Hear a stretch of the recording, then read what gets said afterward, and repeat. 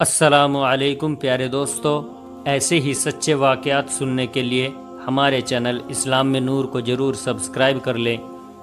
بسم اللہ الرحمن الرحیم۔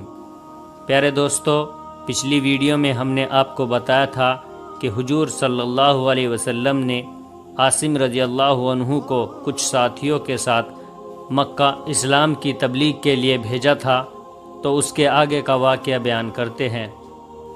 نجد کے مشہور رئیس ابو برہ کا ایمان لانا۔ ان کے چلے جانے کے بعد حضور صلی اللہ علیہ وسلم نے حضرت سعد سے پوچھا، تم نے ابو برہ کے بارے میں سنا ہے؟ حضور صلی اللہ علیہ وسلم، میں ابو برہ کو جانتا ہوں۔ حضرت سعد نے فرمایا، مالک بن جعفر کے بیٹے اور نجد کے مشہور رئیس ہیں، آج کل مدینہ میں تشریف لائے ہیں، آج ابو برہ یہاں آنے والے ہیں۔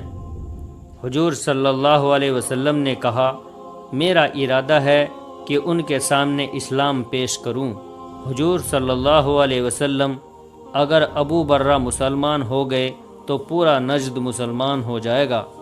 حضرت سعد نے کہا، وجہ یہ ہے کہ ابو برہ کا بھتیجا عامر بن طفیل ہے اور عامر کا اثر تمام نجد والوں پر ہے۔ ابو برہ کے مسلمان ہونے سے عامر بھی مسلمان ہو جائے گا اور دونوں کے مسلمان ہونے میں نجد کے تمام قبیلے مسلمان ہو جائیں گے۔ ابھی اتنی ہی بات ہونے پائی تھی کہ سامنے سے کچھ عرب آتے دکھائی پڑے۔ ان میں سے ایک بہت ہی نمایاں عرب تھا۔ حضرت سعد نے انہیں دیکھتے ہی حضور صلی اللہ علیہ وسلم کو خطاب کرتے ہوئے فرمایا، حضور صلی اللہ علیہ وسلم، وہ ابو برہ آ رہے ہیں۔ حضور صلی اللہ علیہ وسلم ابو برہ کی تعظیم کے لیے کھڑے ہو گئے۔ حضور صلی اللہ علیہ وسلم کے اٹھتے ہی تمام صحابہ کرام بھی کھڑے ہو گئے۔ ابو برہ نے قریب آ کر سلام کیا۔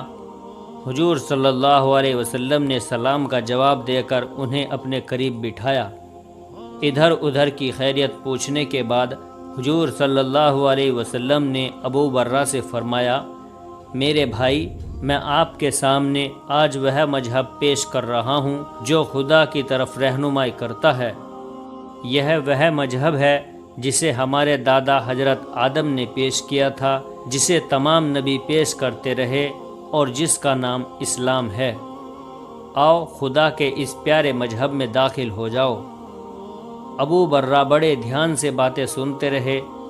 جب حضور صلی اللہ علیہ وسلم خاموش ہوئے تو ابو برہ نے کہا، میں اسلام کی تعلیم کو پسند کرتا ہوں، لیکن میں نجد کا رئیس ہوں اور میرا بھتیجا عامر بن طفیل بھی رئیس ہے۔ نجد کے لوگ زیادہ سخت ہوتے ہیں، اندیشہ ہے کہ اگر میں تنہا مسلمان ہو جاؤں تو وہ مجھ سے ڈرنے لگیں، اس لیے اگر آپ کچھ لوگوں کو میرے ساتھ کر دیں اور وہ نجد چل کر نجد والوں کو واعظ و نصیحت کریں تو میرا خیال ہے کہ میری ساری قوم مسلمان ہو جائے گی، پھر میں بھی مسلمان ہو جاؤں گا۔ آپ کی بات تو معقول ہے، حضور صلی اللہ علیہ وسلم نے فرمایا، لیکن مسلمانوں کی حفاظت و حمایت کا ذمہ دار کون ہوگا؟ مجھے اندیشہ ہے کہ کہیں آپ کی قوم مسلمانوں کو نقصان نہ پہنچائے۔ جن مسلمانوں کو اپنے ساتھ لے جاؤں گا ان کی حفاظت و حمایت کا ذمہ دار بھی میں ہی ہوں گا۔ ابو برہ نے کہا، آپ اس کا ذرا بھی اندیشہ نہ کریں۔ حضور صلی اللہ علیہ وسلم سوچنے لگے۔ اللہ کے رسول صلی اللہ علیہ وسلم حضرت ابو بکر بولے، اگرچہ ابو برہ خود قوم کے سردار ہیں، لیکن ان کے بھتیجے عامر بن طفیل کا زیادہ اثر و رسوخ ہے، اگر وہ ضد پر آ گیا تو اس کی طرف سے مسلمانوں کو نقصان پہنچنے کا اندیشہ کیا جا سکتا ہے۔ ایسا نہیں ہوگا، ابو برہ نے کہا۔ عامر لاکھ جدی سہی، لیکن اس میں یہ خوبی بھی ہے کہ وہ اپنے بزرگوں کا ادب و لحاظ بھی بہت کرتا ہے اور میری بات بھی مانتا ہے، اس لیے آپ اس کی طرف سے بالکل اندیشہ نہ کیجیے۔ تمہارے ساتھ کتنے آدمیوں کو بھیجا جائے؟ حضور صلی اللہ علیہ وسلم نے پوچھا۔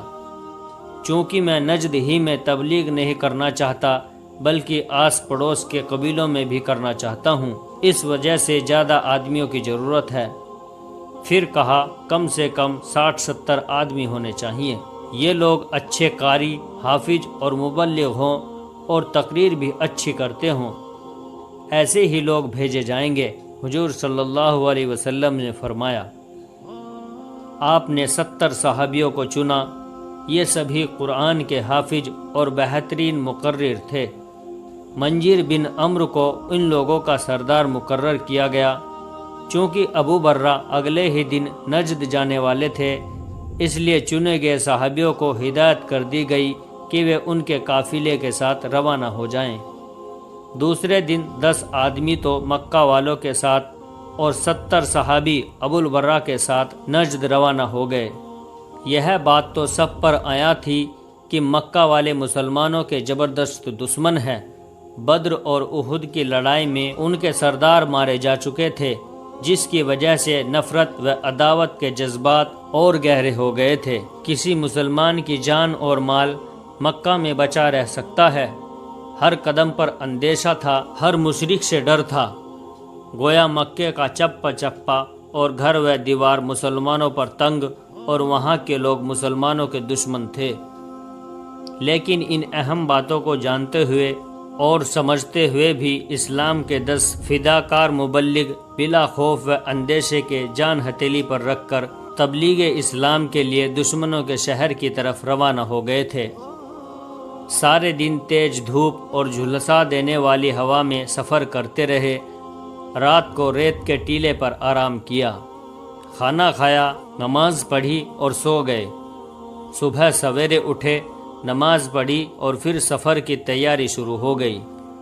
دوسرے دن سفر پر روانہ ہونے سے پہلے اپنے ساتھیوں کی گنتی کی گئی تو وفد والوں میں سے ایک آدمی کم تھا۔ سب حیرت میں پڑ گئے، سوچا شاید کسی ضرورت سے گیا ہو، اس لیے واپسی کا انتظار کرنے لگے۔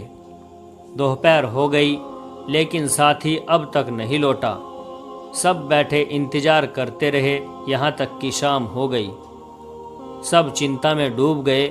تعجب کی بات یہ تھی کہ گمشدہ آدمی کا اونٹ بھی گم تھا۔ رات کو ان لوگوں نے اسی جگہ قیام کیا اور دوسرے دن اس کی کھوج میں نکلے۔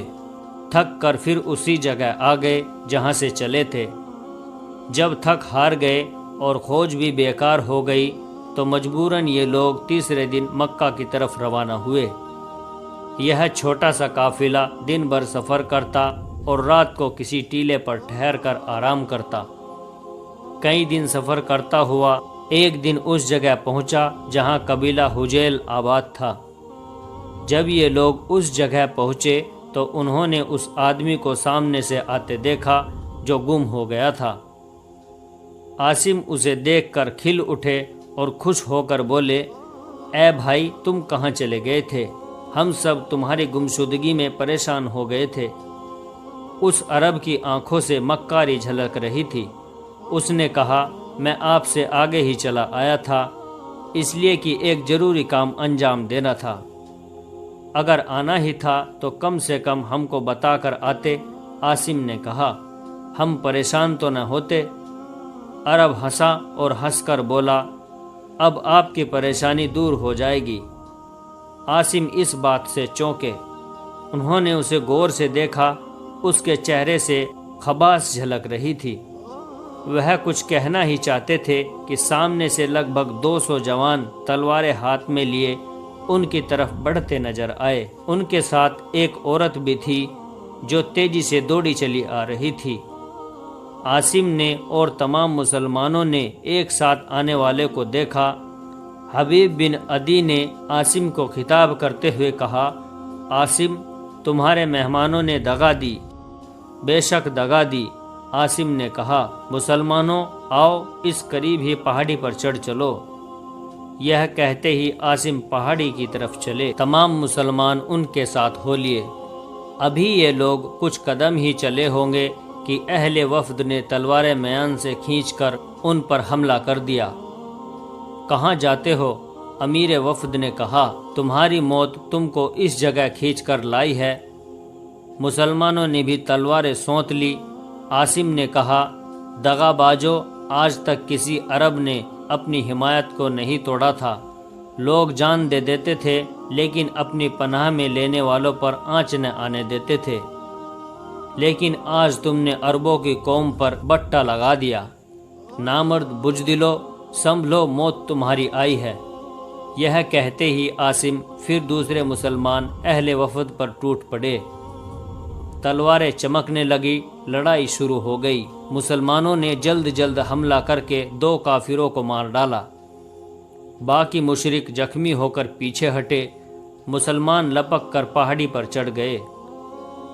کافروں نے سمجھ لیا کہ مسلمان آسانی سے ان کے قابو میں نہ آئیں گے، لڑیں گے اور آخری دم تک لڑیں گے، اس لیے انہوں نے دھوکے سے کام لینا چاہا۔ ان میں سے ایک آدمی نے کہا، مسلمانوں، ہمارا قصد تم پر حملہ کرنے کا نہیں ہے، بلکہ ہم تم کو آزما رہے تھے کہ اگر مکہ والوں نے تم پر حملہ کیا تو تم ان کے مقابلے میں ٹھہر سکو گے یا نہیں۔ تمہاری جوتی نے بتا دیا کہ تم ڈرنے والے نہیں ہو۔ آؤ، پہاڑی سے نیچے اتر آؤ، ہمارے ساتھ چلو، ہم تمہارے حامی و مددگار ہیں۔ کمینوں، دغا بازو، عاصم نے کہا، تم ہم کو فریب دینا چاہتے ہو، ہم تمہارے دھوکے میں آنے والے نہیں۔ اب وہ عورت جو 200 نوجوانوں کے ساتھ بھاگتی آ رہی تھی آگے بڑھی اور بلند آواز سے بولی، مسلمانوں سنو، ہم تمہیں گرفتار کرنا یا مارنا نہیں چاہتے، میں صرف عاصم کی دشمن ہوں، تم سے صرف عاصم کو چاہتی ہوں، عاصم کو میرے حوالے کر دو اور تم سب چلے جاؤ۔ او خوبصورت ڈائن، خبیب نے پوچھا، عاصم کے ساتھ تیری دشمنی کی وجہ کیا ہے؟ میں اس سے اپنے 2 بیٹوں کے مارے جانے کا انتقام لینا چاہتی ہوں۔ عورت نے کہا، اس نے میرے 2 بیٹوں کو احد کے میدان میں مار ڈالا تھا۔ خبیب نے کچھ کہنا چاہا، عورت نے انہیں روک کر کہا، ابھی میری بات سن لو، اس وفد کو مکے میں نے بھیجا تھا اور تاکید کی تھی کہ عاصم کو اپنے ساتھ ضرور لانا۔ اس نے آگے بتایا، میں نے عاصم کے سر کے لیے 100 اونٹ انعام بھی رکھا ہے۔ عاصم آ گیا ہے، اس لیے تم اسے میرے حوالے کر دو۔ عاصم نے مسلمانوں سے خطاب کرتے ہوئے فرمایا، مسلمانوں، عورت اصل میں مجھے چاہتی ہے اور میرے خون کی پیاسی ہے، مجھے اس کے حوالے کر کے اپنی جان بچا لو۔ تمام مسلمانوں نے ایسا کرنے سے انکار کر دیا اور اس عورت سے کھل کر کہہ دیا، ہم عاصم کو تیرے حوالے ہرگز نہیں کر سکتے۔ پھر کیا تھا، کفار نے دھاوا بول دیا، لڑائی شروع ہو گئی، تلواریں چمکی اور انسانی سر کٹ کٹ کر زمین پر ڈھیر ہونے لگے۔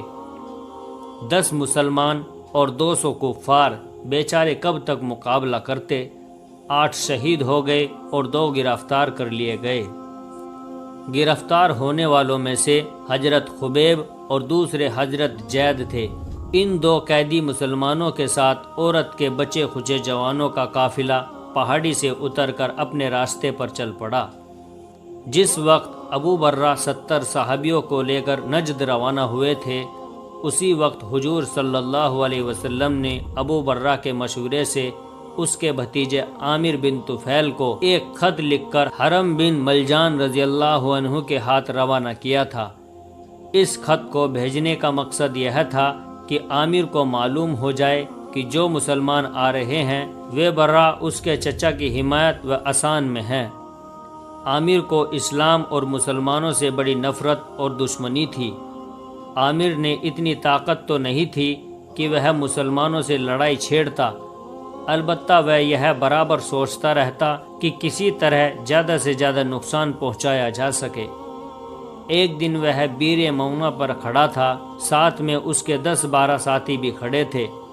بیر مونا بنو عامر اور بنو سلیم قبیلوں کے بیچ میں واقع تھا۔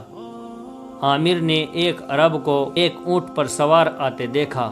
اس نے اپنے ساتھیوں کو خطاب کرتے ہوئے کہا، تم اس اونٹ سوار عرب کو دیکھ رہے ہو؟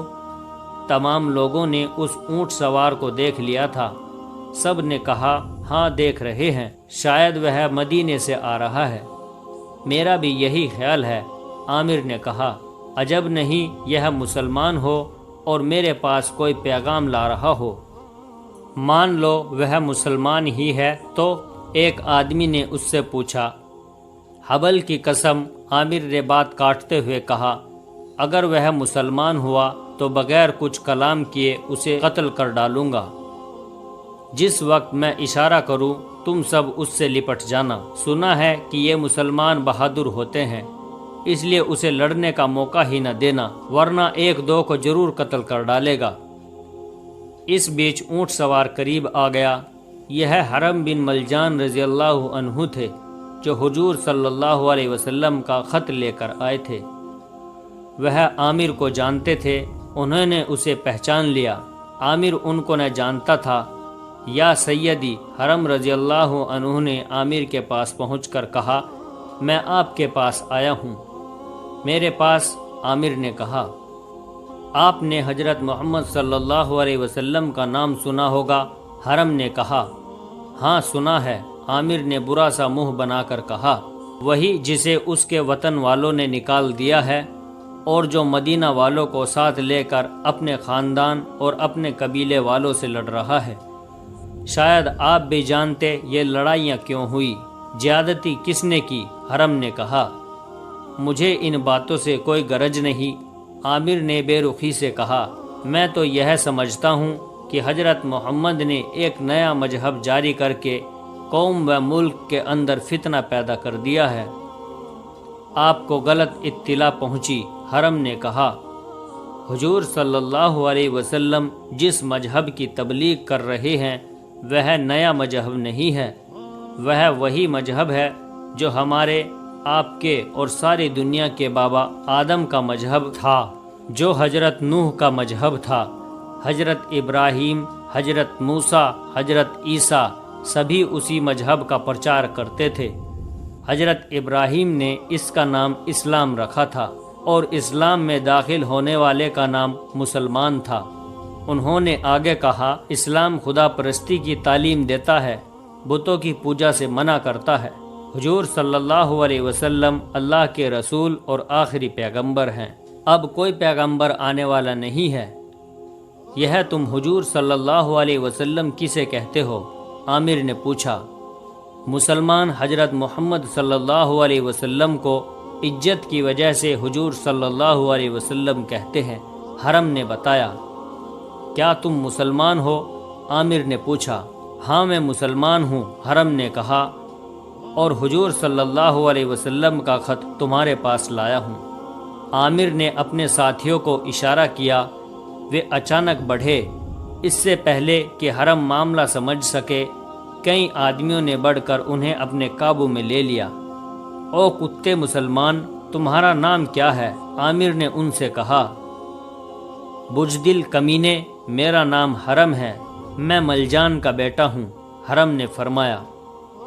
پیارے دوستو، اس کے آگے کا واقعہ ہم جلد ہی آپ کے سامنے پیش کریں گے، اور ویڈیو اگر اچھی لگی ہو تو ویڈیو کو لائک اور شیئر کیجئے، اور ہمارے چینل اسلام میں نور کو ضرور سبسکرائب کر لیں، اور جاتے جاتے ہمیں اپنا ایک پیارا سا کمنٹ ضرور کر دیں۔